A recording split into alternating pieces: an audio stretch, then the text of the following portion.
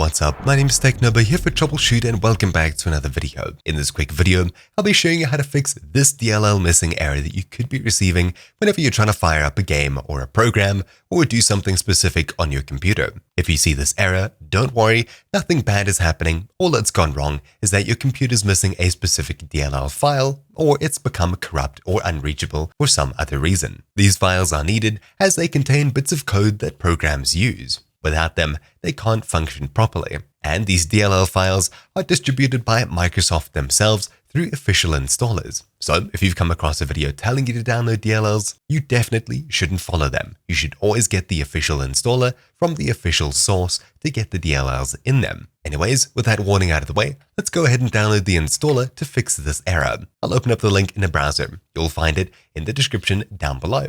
You should see a page that looks something like this. Simply scroll down and click the orange download button.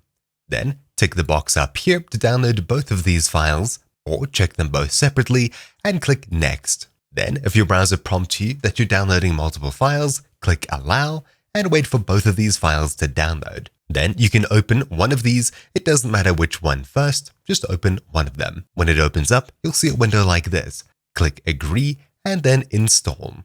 Then click yes when prompted for admin.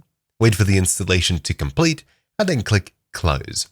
Then reopen your browser, head back to your downloads with Ctrl-J or clicking a button, and open up the other one here. In my case, I opened 64 first, so I'll open 86 now. Then click that you agree, install, yes. Wait for the installation to complete, and close. It's that simple. You should be able to open up programs and games and use them immediately if they were giving you errors.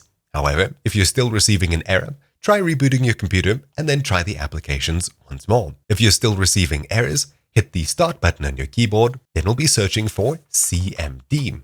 Right-click Command Prompt and then click Run as Administrator. Click Yes when prompted for admin, and inside of this window over here, type in SFC /scan now, one word. Hit Enter, and Windows will begin to check through its own files for any issues and errors. If it encounters a broken file, something that's missing, etc., it'll be downloaded from Microsoft's official website or brought from elsewhere on your computer to repair the missing files, folders, etc. At the end of this process, you'll be told if it's successful or not. And there we go. You can see mine ran properly without finding any issues. However, if it found issues, it'll tell you here and tell you if it repaired them. Anyways, that's about it for this quick guide. Thank you all for watching. My name's been TechNobo here for Troubleshoot, and I'll see you all next time. Ciao!